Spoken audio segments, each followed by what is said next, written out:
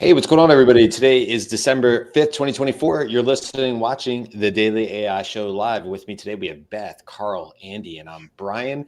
And the topic for today's show is about Anthropic's recent MCP, also known as Model Context Protocol.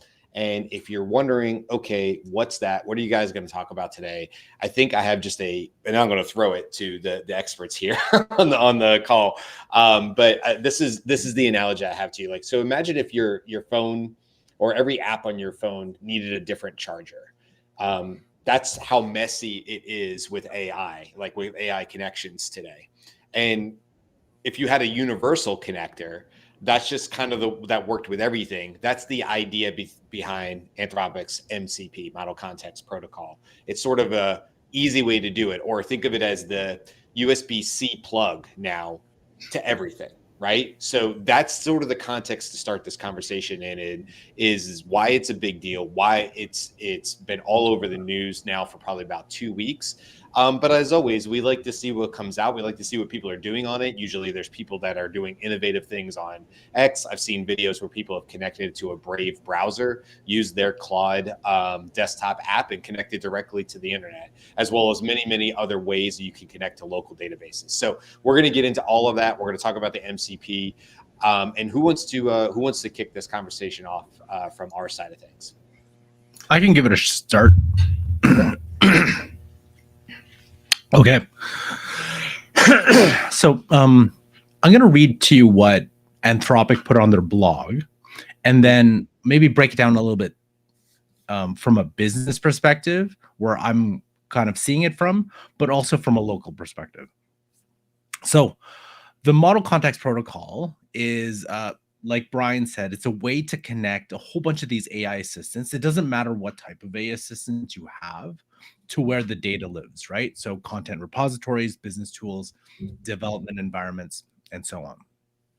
So really what we're looking at here is a very simple way to maintain a single standard protocol, reduces any type of technical overhead. And really, because we're in a world now that there isn't just one AI tool that people are using, right? There's more likely more than one. And so how can you get all these things all together? So I'm going to give you an example here. I thought it was a really simple, it was a neat example. So this person, Pietro Cirano, connected Claude to I believe it's the Evertai API. And so it'll let Claude generate images from that repository only. So let's see it in action.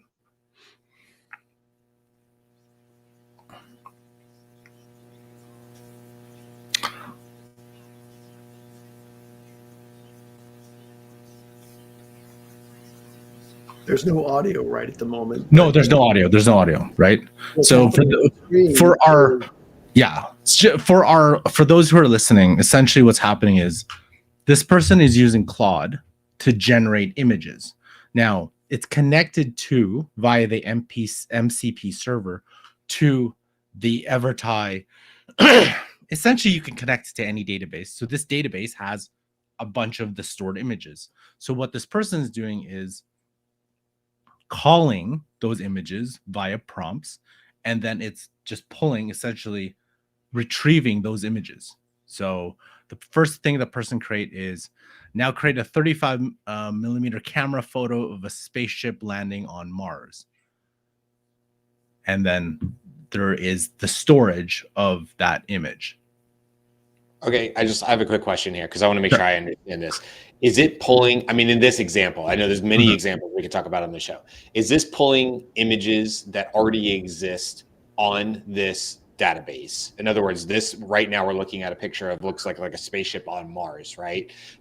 Is it pulling this image that's already been created?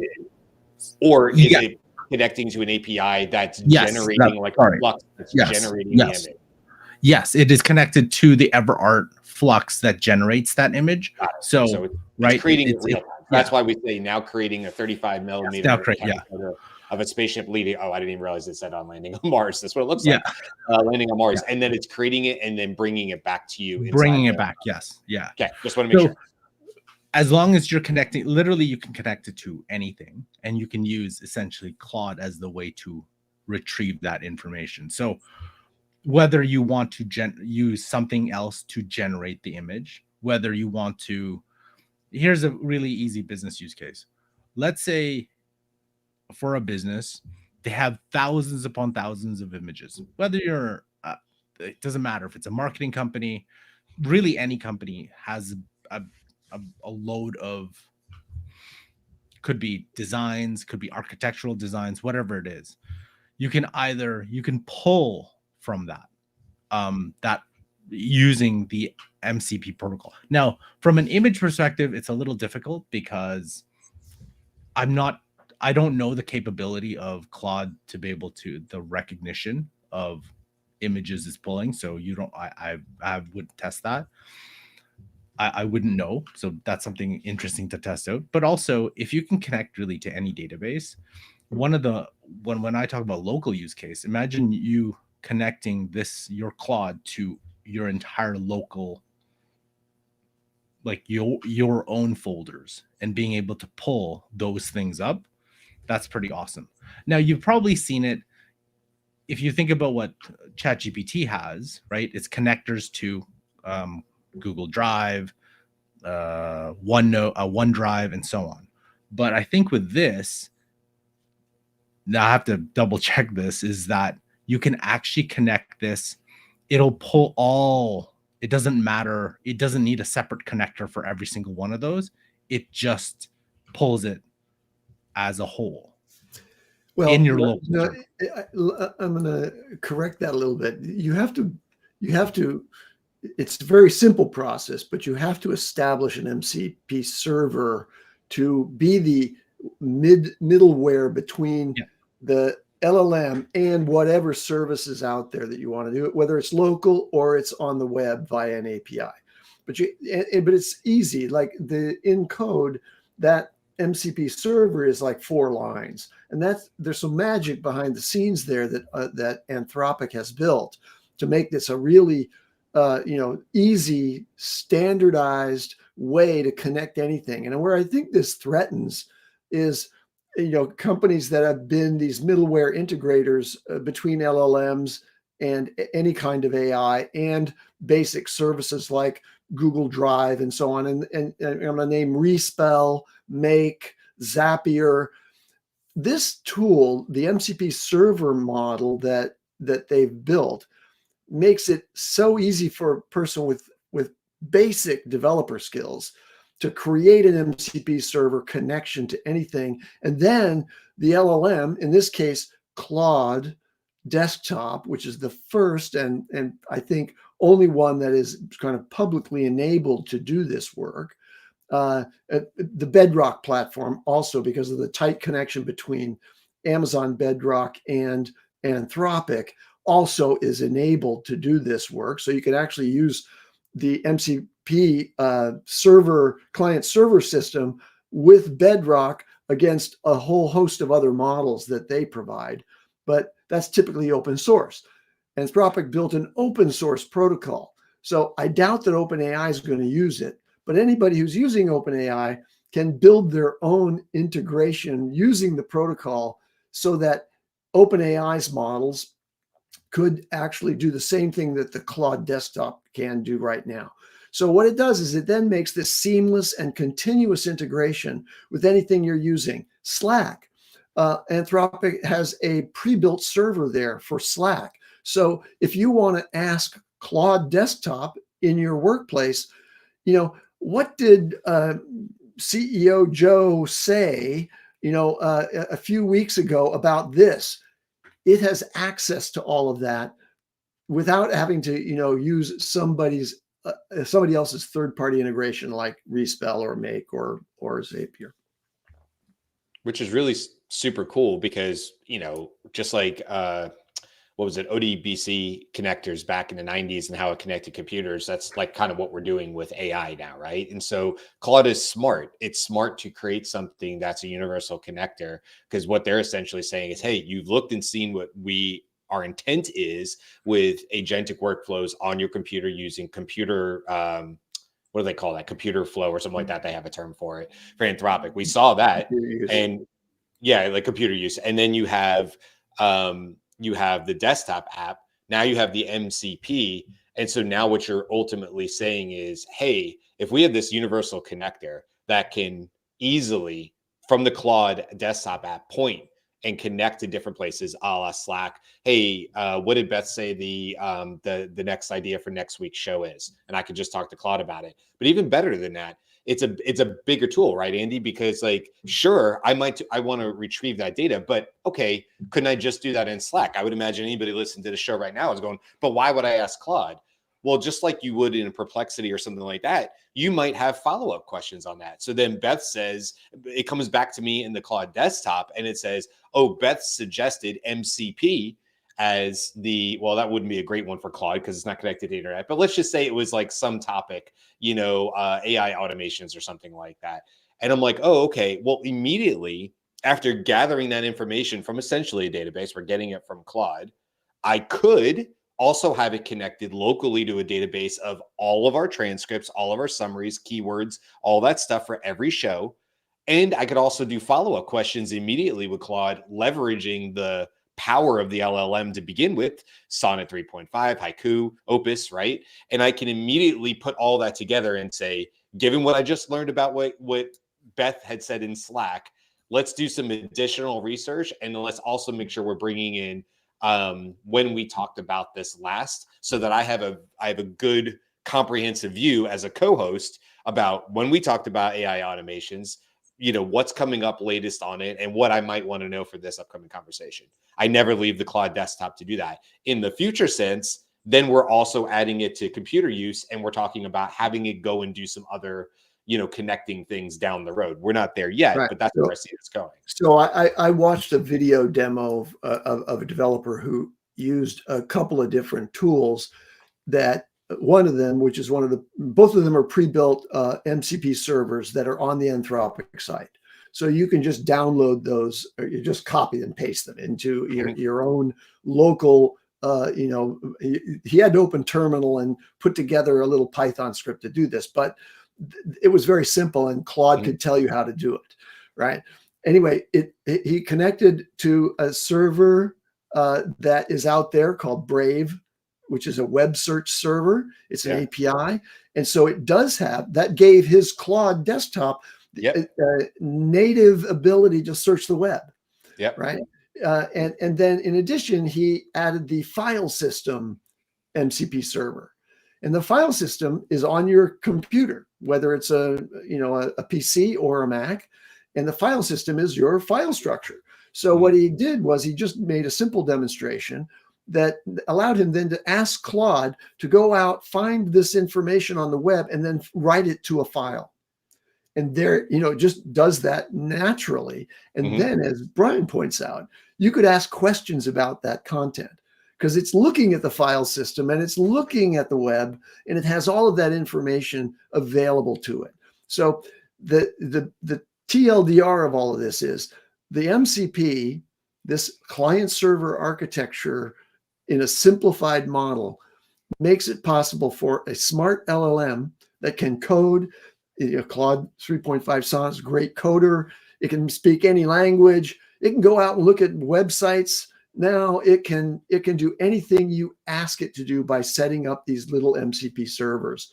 And it'll write on your desktop. It'll open up an application eventually. It is foundational to agents using LLMs as the driving force and the smart interface for you. So you just talk to your LLM. It spawns up all of this data collection. It has access to these tools. And that's important to be a good agent for you. Yeah. I mean, I think that's exactly, I like that you called it the TLDR. I was like, we should we should have either side shows or side videos. They're called the TLDR for like everything that's going on in the week. I think that's a good idea. What I was going to say about it, Andy, is when I worked in data analytics prior to my current position at Scaled, I worked for a data analytics company, and while I was not the person writing SQL code, I was working in other aspects of the company. That's the people that were I was literally in an office. So those are the people that were in my office in Tampa. Still people that I really enjoy talking to and stuff, that super smart when it came to that. And they were doing left concatenations, less justified. They were in SQL, and I learned a little along the way, and got some certifications along the way with different tools. But one of the things that I remember more than anything is when you use these data analytics tools like ClickSense, like ThoughtSpot, like Looker, and others that were out there, that what you were doing a lot of times is you're looking at 4 or 5 different data sets. And what those tools did well is they created what were called synthetic keys. And essentially it was if you imagine 3 separate tables, super simple, and one has names and a second column would be like what the person bought. Then there's another table that doesn't have names and what they bought, but might have names and the date of purchase. And then there's a third table that only has date of purchase and a unique identified SKU number or something like that, right? So no one table has all the stuff you need. And so these tools, in a very fun sort of blobby way, ClickSense was really great. Like when you got the tools together, they would go bloop, and to make this look on the thing. It was very satisfying, like to the visual of that. It was like, oh, I'm connecting things. What they were doing, though, was creating these synthetic keys that drove the lines between these databases. And what I get excited about is that idea. I don't know what's possible yet because I haven't dug in and really, truly tried that. But I believe that Claude would actually be able to do those types of operations. That becomes very powerful, not only for I think people want to immediately go to, oh, enterprises will use it. No, I think people will use this very quickly. They'll learn how to use this for their own needs, whether it's be in sales or whatever, because you're going to be able to say, look, I can connect to 3 or 4 different disparate data sets that would routinely be siloed, but they're on my computer. They're just not talking to each other. And now I have this really smart LLM that can not only connect the dots correctly between these siloed data sets, but now I can ask questions about it. Now I can become more informed. Now I can push or pull from Slack, and so on and so on and so on. Or like you said, connect to Brave. That gets me really excited. And I think, to your point, it's the direct path towards their agentic workflows, because right now we're giving individual permissions and we're saying, yes, it's okay to do this. In the future, we'll say, yes, it's okay between this parameter and this parameter, and it will just go and do. And those agentic workflows will happen. I think even before agents, there is there's different opportunity. Like there's one thing why I'm excited about this is we have a municipal client that this is one of the things I want to explore with them. If you think about like any business or really any government, they have a whole bunch of local files, databases, systems, GIS systems, whatever it is, large data sets of everything. So if you can have the ability of your AI systems to connect to all those data points or data places where all that data lives, well, guess what? Now you have like access to it in real time where you can ask against it. There's so many ways that you could do it, from internal to serving your citizens to serving any kind of stakeholders. And yeah, it allows that is the eventual step to agents, but it's like just the ability to be able to pull that, because as like any business, it takes forever. It's like, hey, could you find me this, or like the example you were saying, Brian, was, oh, could you let me know the stats of last year, month over month, about this campaign? Well, you're gonna have to go take at least 20 minutes, maybe an hour to go find it, put together a report, versus, hey, ChatGPT, I need this month over month of this to this to this. Also, can you do an analysis? And do a chart. Do a chart. Yeah, right. Yeah. I kind of need it right now. Oh, perfect. Or we all know you always have to do these reports for a presentation. well, why don't you pull that report and do the presentation, like create the graph while you're in the presentation? That changes up, right? Yeah, it's just in time information. It allows people to drill Perfect. down, which is what these data analytics tools have always been able to allow you to do. That was the brilliance of them, was you went from static reports. I've talked about this before, where the old pain point was we knew, because we had people who we were working with, and they would work forever to create the perfect presentation. And they walk in the door to Beth, and Beth is sitting at the conference table, and Beth, naturally, as like the executive or the leader or whatever they're reporting to, looks at the chart and goes, well, what about this? And in the old ways, you were sunk. The only answer to that was, well, we'll go back and look at that, Beth. Yes. And, we'll get that back to you. We'll have that for our next meeting. That's the end of that conversation back then. And then with these genius of these smart data analytics tools, which I've always said, if you want to follow AI, follow business intelligence, because they were doing this in 2017 and prior. I know, because I was using the tools. We was machine learning. We weren't calling it AI, and we didn't have LLMs, but we had this ability. And now Beth, going back to that example, goes, well, what about this? And they go, yeah, let's just drill down into that, Beth, and answer your question right now.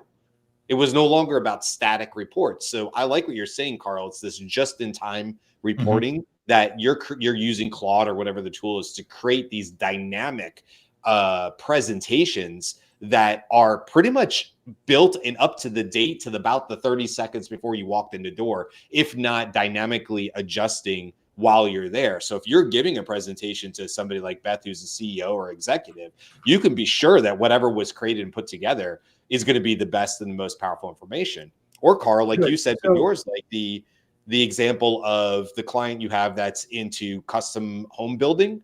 Yep. I can think of about 1,000 different ways this would be an amazing tool for somebody like that. Yep. Following the business intelligence example, I can tell you from having done this in the same time frame that you're talking about for Life Aid Beverage Company, that previously what you had to do was, in order to use one of these business intelligence tools that didn't have separate integrations with every single repository of information, your CRM, your financial system, what you had to do was you had to transport all of that data into a single Redshift or SQL repository. And then the interface, the business intelligence interface, could do queries and generate charts and so on against that single database. MCP makes it possible for Claude Desktop now to have separate connectors to every one of those systems and absorb all of those things at the time that you make the question to the assistant. So it's going to go and collect those things because it has full real-time access to all of those. I want to just quickly address a question or an issue that Gwyn raised in the chat, which is, hey, wait, if you can connect this thing with continuous connection to the internet, well, isn't that a little sketchy and dangerous? Well, in the MCP system, when you enable Claude Desktop to do that, it challenges you every time it goes to any one of these MCP servers. It says, you're asking to go to this service out here. Is it okay just this once? Or do you want to leave this open? Or I approve it this one time. So it does have this sort of gauge and block that is going to pop up every time. It can be annoying, but it is important that Anthropic thought about that, worried about the same thing you're worried about, and makes it so that you have to give permissions each time it goes out to get the information. And by the way, that's just like custom GPTs, right? Like that, if you do like access permissions, it did the same exact, or does the same exact thing to a fault. I mean, Carl and I, over a year ago at this point, had like painful late night sharing sessions where we're like, why won't it just send this information over to Slack? It clearly had the ability through their connector inside custom GPT. But what, Carlo, I mean, Beth, this is the early days. It would send half the information. It would send none of the information. Every single time it wanted permissions. The permissions didn't work. So like, this isn't new. I just want to call that out, that this isn't new for Anthropic to have these permission controls. But the fact that these are run exclusively on local servers or local computers does provide that additional layer of security, at least at this point. through basically physical isolation, right? I mean, you're essentially isolating these, and through security controls. Back to your point, Andy, you're specifically saying when and for how long this can be accessed, which is important because, to your point, what I might do in a session is say, Claude, go get this. Claude, go get this. Claude, go get this. Okay, now that this is all in your contacts window, now let's have a conversation about it. So I might pull from 5 or 6 different independent places, giving independent access at that moment to those places, those databases, or Brave or Slack or whatever.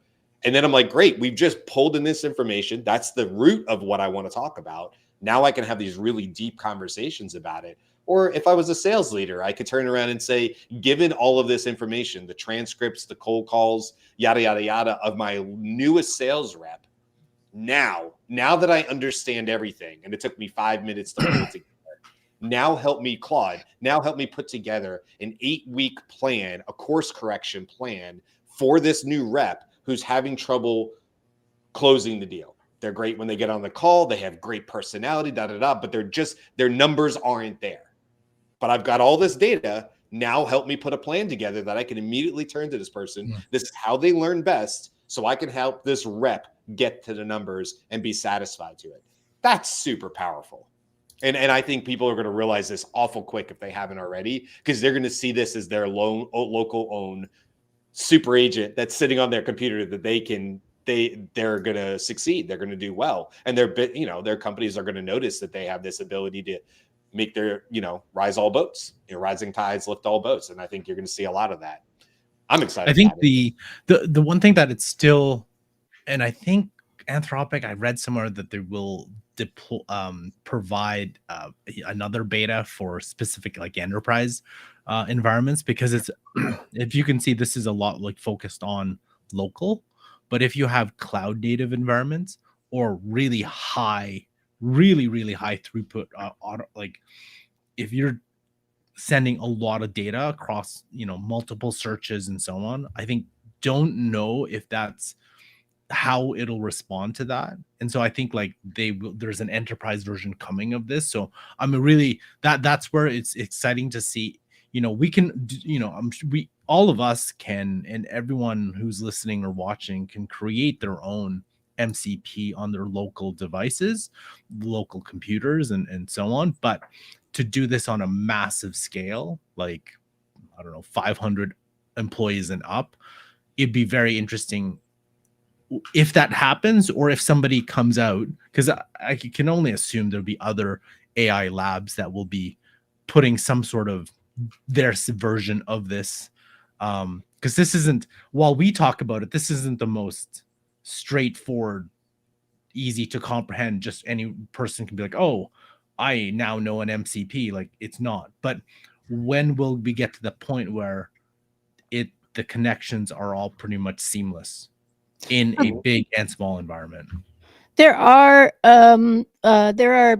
like lists on GitHub of people who've set up like standard connections with Notion, with anything that has a markdown thing, like an Obsidian note taker, those sorts of things. We have some questions in the chat about safety. So you were talking about the permissions. Do the permissions control prevent hacking while you're in a session? What is the safety aspects of this, particularly if what you're doing is connecting to an internet, like connecting to a data source that is on the internet? I think that's where the issues are, right? Because it's local first connection. So the thought was, if you contain your data locally, then again, like you said, just by proximity, and there's nothing. But if you do it online, that I'm not sure. Connecting to their Brave browser and so on. Well, you're operating through a browser-like connection, and there are security protocols built in there. If you're thinking that when you're connected to the internet, you're hackable, and when you're not connected to the internet, you're right. But we're kind of always on connection to the internet, and it's a very difficult thing for a nefarious actor to access your live session on your computer unless they've done some other kind of exploit and put some software on your computer. That's what I was So gonna say, if you're malware. worried about getting hacked during a session, you've already been hacked, right? I mean, if it's going to happen, you've already been hacked, and you've got something that's monitoring your activity on your computer, and it's a local thing. It's not somebody has an open connection from the web into your desktop. Okay. So so the protocol here is what it always is, right? Make sure that your local system is secure, because that's the most likely Yeah, we have place. your browsers use HTTPS, so that's the secure, protocol that should maintain like a private connection between you and whatever services you're accessing on the internet. You can get hacked if you go to one that doesn't have that secure connection. So if just HTTP/ and then the website instead of the S. So take a look at that. When you're looking at it, almost always you'll see that almost any legit web service has these S protocol in place. Makes me think back to the times where it was like half and half, and you would go to websites and it'd only be the HTTP and not the S. Like, you don't see that anymore, but like the days of things not working because it didn't have the S on the end of it or whatever the case may be. I'll say this, like, and this is, I'll call this my my PSA from Uncle Brian. I feel like I do this every once in a while, but it's relevant, and that's like, I want to say, like, hey kids, it's Uncle Brian. You need to get your data in order. You need to put your data, you need to clean your data. You need to take the time. We're doing it internally, by the way, at the Daily AI Show. So this is nothing that I would not say to ourselves. We literally had a conversation about this last night when it comes to internal data, because it is so easy for it to get messy. And one of the things that came up on the conversation was, what ultimately do we want this new data set that we're going to create to include? What metadata, what titles, what things are important to us, what keywords, so what subtopics, all of that. Like, we had a whole conversation about this last night, and now we're going to set forth and organize the data probably the way we should have since day one. But sometimes you don't know what you don't know or what you're going to need. And so, you learn along the way. Well, I bring this up because I want to make sure that people know that, like, this isn't something that we're not actively doing or think is important, but this just reinforces, like, look at the possibilities that we've in 20 and 32 minutes that we've already talked about of what you can do with like this new MCP with the Claude Desktop, or not even just, by the way, we've said Claude Desktop quite a bit. That is not the only way you can use this. That is just one of the ways that you can use MCP. So you're not bound to that. But let's just assume it is Claude Desktop, and you're like, wow, I have all these great ideas. What you don't want to find out is that you have a whole bunch of great ideas and data that just can't really be used because it's not sorted correctly. It's duplicative. It's messy on your own system. And so, look, if you have ideas and you're like, I don't know if I would deploy that today, tomorrow, or to Gwen's point, I don't know if I'm ready yet because I want to look into more of the security. That does not preclude you. Does not stop you from putting the hard, boring, aggravating work that it's going to take to clean up the data that's there right now, whether that's on your local computers or if it's, it's a personal use case or a business use case. Yeah, exactly. Uncle Brian's PSA. Exactly right, Justin. This is like, I can't tell you how important this is, because what you don't want to find out with anything in AI that is all relied on data, whether it's future agent work or anything like that, what you don't want to find out is you weren't ready. Because what's going to happen is this stuff is going to happen faster than you realize. It's going to be quicker. You're going to see something get deployed. Sam Altman saying, AGI is coming faster than I think we realize. What does that mean? 2025? I don't know. But you know what? If it does, be ready. Be ready. And the best way to be ready is to have your data organized in order, because whatever that solution is, you'll be able to deploy on it. Before you change your work schedule today to go and work on cleaning your data, make sure you have an application idea for what that data is going to serve, because we ought to have been much more careful about transcripts and metadata for those transcripts, from the beginning, because we want to make anything that we've ever said accessible using AI. But you may not have that in your company or elsewhere. There may be already existing systems that maintain essentially clean data. Your CRM system, Slack does a good job of it. Those things are all really standardized and formalized in terms of their data structures. So, it's only where MCP is giving you the opportunity to actually create a database locally that's going to, be filled up now, instead of you having to kind of cut and paste and put things in notes or wherever. You can actually set up interactions with Perplexity or other LLMs, and importantly, right now, the one to try it with is Anthropic Claude Desktop. You could have Claude start to do conversations and have it be building a database of things that you're collecting that are coming from other sources on your computer, and you're normalizing that data into a single database. It can be PostgreSQL, or it can be SQLite. Those are like, free packages you can put on your computer to use as databases. So yeah, you can start to build a good and repurposable database. But going back and cleaning ancient data in the possibility that you might want to use it in the future, I just don't want you guys to change your leisure time too much to go out and do that. But it is required. So Brian, I take your advice, but boy, I really don't want to have to do that hard work. I think you're right. There's tools that do this, right? There's tools that will instantly get rid of duplicate files on your local computer if you're going to do the local file thing. So there's tools. There's tools to help you with this. There's tools with the metadata. You're not doing this all manually one by one. Please don't do that.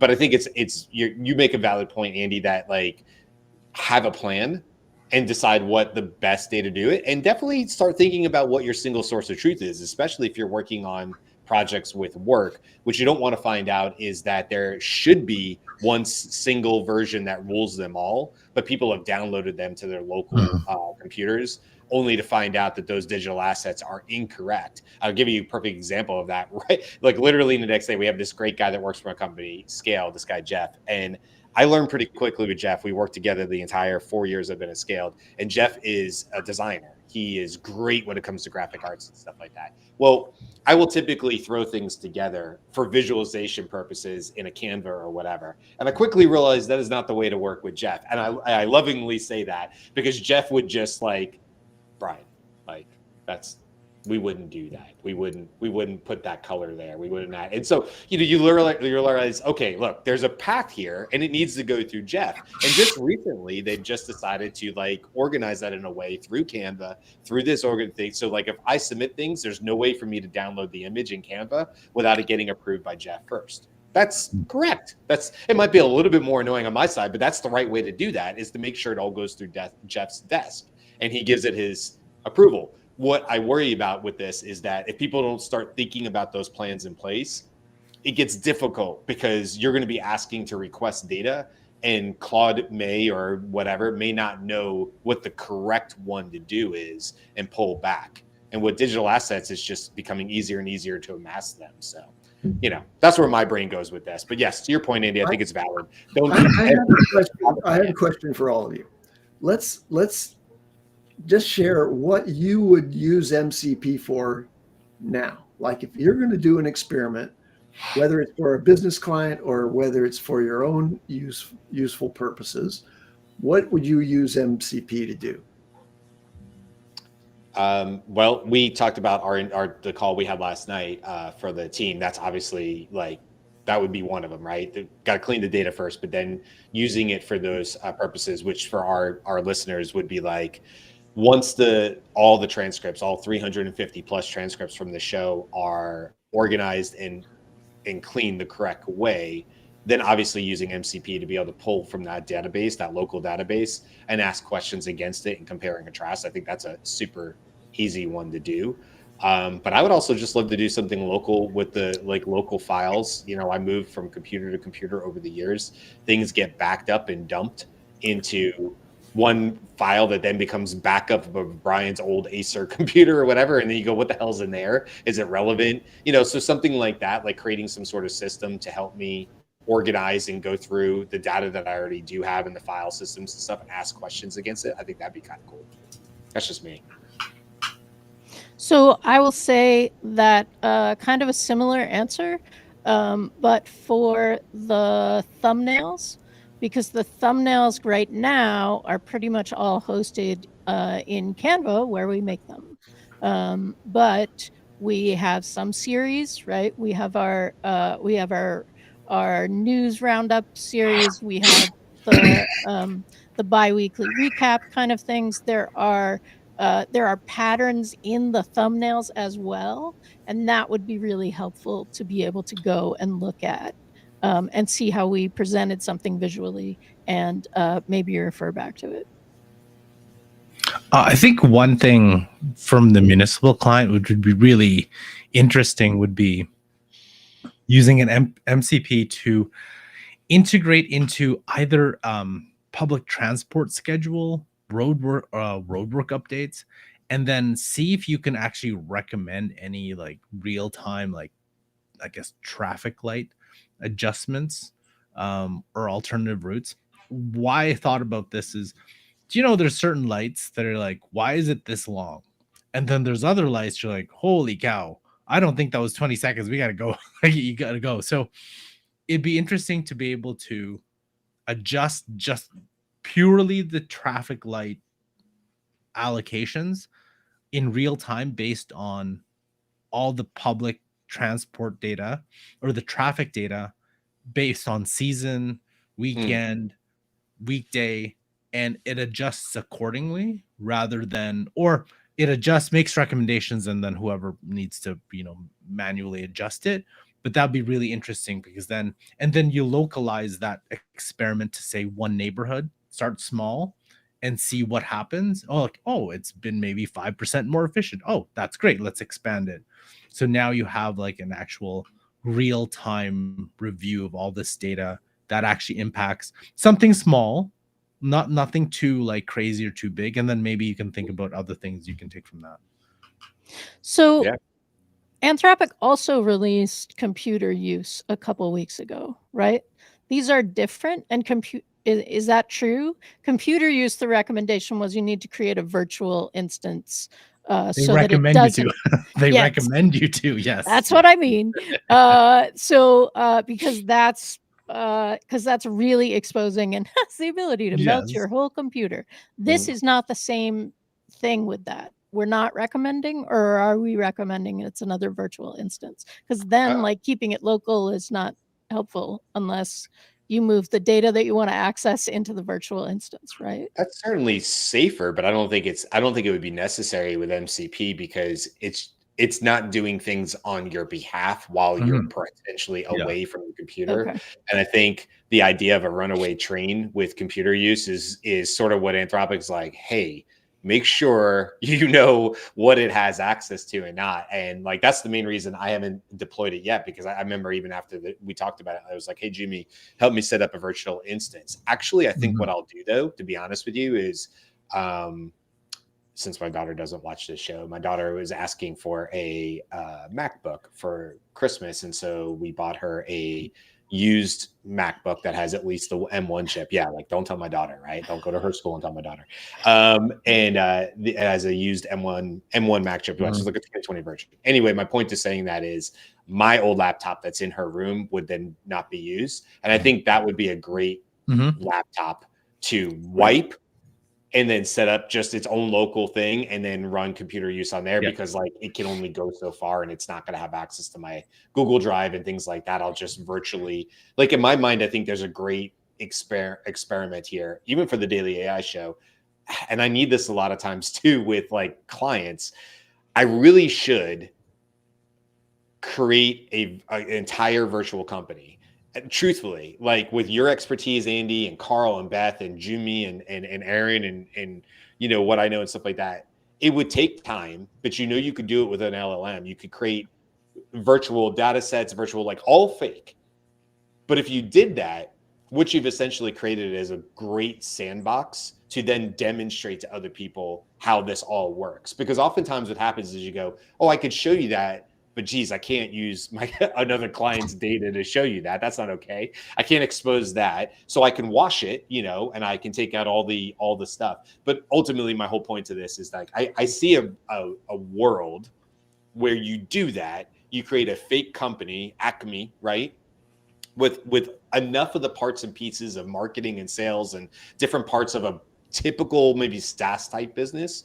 You do that on a localized, desk or localized computer where you can start to play with some of these things without fear of it getting outside the box or really truly hurting anything. Because then you could actually demo stuff and you would never have to worry about it. We're like, well, this is Acme. None of this is real. So there's no harm. It can't, if it escapes, it still can't harm anybody. It's still fake, So I think that's sort of where I would like to see eventually, whether I actually ever do that or not. But I mean, truthfully, it's easier than ever with LLMs. I mean, I've had LLMs create me fake databases 100 times. I've had ChatGPT say, just create some fake information. I need it to prove this point or to demo this point or to teach it or whatever. But I can't use any real stuff, So I don't know. I'm excited about that. But I think maybe that'll be a fun project for 2025 is to start building that. Great point. I'm just looking in the comments here to see if we have anything else from the company provides. Oh, June was talking about the lights. Yeah, the whole idea of like the street lights and getting that all together. He's saying there's a company called Rhythm something, but he's saying he doesn't know how smart it is or whatever. And then Gwen said AI agencies now exist. Is that what Brian is referring to? AI agencies. I'm not sure what you mean, Gwen. I don't know if you guys know what she means by that. Like AI agencies now exist. Don't know. Are you talking about agency, like as an agent or AI services or agents? I'm not sure. Sorry, Gwen. I'm not sure on that one. Otherwise, I'd be happy to ask it. Throw it in the comments though, and even if we don't get to it today, this is a good segue for tomorrow. Tomorrow is our 3-week recap show. Normally we would call that our 2-week, but we missed a week with the holiday and stuff. So tomorrow we'll be going back over this topic as well as many others. I know there was some stuff from yesterday that Andy, you didn't get a chance to get to. And that's why we put this sort of stopgap show in about every other Friday. Because there's stuff that happens all the time. Jude or Justin was saying it in the comments about this 12 days of Christmas thing that just showed up from OpenAI and Sam Altman saying that, basically every day at 10 a.m. Pacific for starting today, 12/5, if you're not listening to us live, for 12 days, they're going to do live demos. Some things he was going to call quote unquote stocking stuffers, and other things are actually going to be kind of like legit demos or new releases of ChatGPT. That's one launch. Let's see. So that's cool, right? That's interesting. And so those are the kind of things that happen even after we have live shows about it or don't line up with our news shows. So that'll all be tomorrow. Tons to talk about. I will not probably be here, but the rest of the crew, I think, as everybody else, I think it's going to be here. And so we'll have a lot of great conversations. I look forward to watching that on the replay myself. With that, we'll wrap it up for today. Come on back tomorrow. Like I said, don't forget, you can go to thedailyishow.com. You can sign up for our newsletter there. Another great resource for just kind of digging in and learning in different areas, similar to the show, but we go deeper. We tell you why it's relevant to you. We get into a whole bunch of other stuff in there. Always put conundrums in there, which I always personally love because it just makes you think when there's not a clear answer to it. And AI is filled with questions that do not have clear answers. So that's always fun to do. So go sign up for that. It's free. It comes out every Sunday at 8 a.m. Eastern is when we publish it live. So pretty much if you sign up before then, you're in good shape. You'll get the next edition that goes out. With that, we'll wrap it up today. This is a great conversation. I am sure we'll be talking about the MCP even more, especially as we get an opportunity to start building out with it and doing some fun stuff. So thanks, everybody. Thanks, Justin. Appreciate it. You guys all have a great day, and we will see you tomorrow.